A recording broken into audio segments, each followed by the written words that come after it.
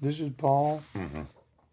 I'm just wanting to reiterate this concept of the use of the 1077. Yes. Mm-hmm. Without any plea of guilty or not guilty, Yeah. without the availability of presenting any evidence, um, calling any witnesses on my behalf. Yeah. hmm The whole idea Yes. that we can do cell hearings Ooch. where the spouse that said, well, he's crazy, Yeah. he has to have a mental health evaluation. Now, keeping in mind Yes. this prosecuting attorney for the state of Washington Yeah. and the public defender for myself as the defendant. Yes. This idea of dismissing the misdemeanor charges competency. Yeah. Because I can't be restored. Now, I will tell you again. I was at the what's it called? Yeah. I was at the Serenity House that night. And I was on the bus that morning. Yes. And the city of Sequim as the plaintiff, District Court of Washington, County of Clallam. Now, you would say that this is District Court of Washington and it goes with County of Clallam, City of Sequim. Yeah. I would say that you totally screwed this whole thing up. Right now. You copy and pasted it to make it look how you wanted it to look. Yes.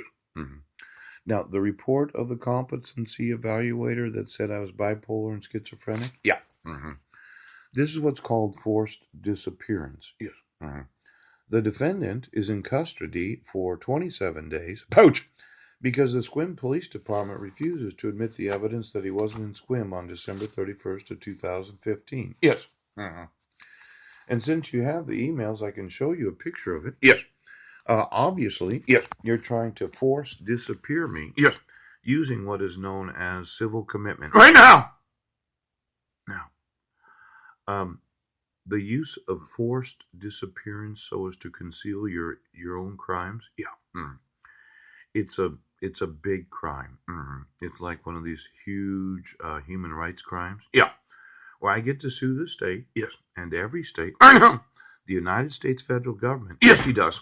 And each and every individual involved in what is known as civil commitment of those Yeah. that they say are gravely disabled. Yes. Or of serious harm to themselves or to others. Yeah. Now, Carol was real nice. She said I was not an imminent risk, but I wasn't there. Oh. See, she would have had to know me. Yes.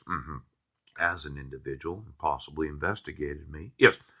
I would have asked for an attorney before the investigation. Pooch. I would have asked for a court hearing. Uh-huh. Why are you investigating me? I wasn't there. I didn't email any people at Heidi Budnick's workplace. No. I haven't emailed any persons Yes. at Heidi Budnick's workplace. I never emailed Quilcene or Brennan School District. Right. Right. Now, look at forced disappearance. Little X right there. Referral of defendant for evaluation pursuant to RCW 71.05. Yes. Yes. Forced disappearance. Yes. We took Paul to jail. Yes. When Paul did not get any notice of court hearings. No. Paul didn't get the 2-count criminal complaint right now. We took him to jail. Now, for the accusation of being in Jefferson County Sheriff's Department. Yes. And committing the crime of violating the protection order. Yes. That Judge Landis said that I have to obey. Right now. Brent. Now, when you really think about it, yes, what's happening is, my wife walks into the domestic violence advocacy charity. Yes, she did. In 2011 and says my husband's crazy right now. You issue a protection order using forgery, fraud, and felony. Yes, you did. Forgeries, fraud, forgery, felony. Ouch! Where I'm named as the respondent and I was residing on Guam. Yeah. I was in the jurisdiction of the Guamanian Superior Court. Now, you served me on Guam. Yes, you did. And as I remember it, it had the same condition of mental health evaluation based upon my wife's false accusations right now. Domestic violence and child abuse. Now, after you served me, I moved back here. Phew, I was on unsupervised probation. Yeah. Mm-hmm. And my wife accused me of violating the protection order on May 24th of 2012 when petitioning for dissolution of marriage. Now, I was arrested on the 27th, and the accusation could have happened on Memorial Day holiday. There's a big question of why Healthy Families is open on that day.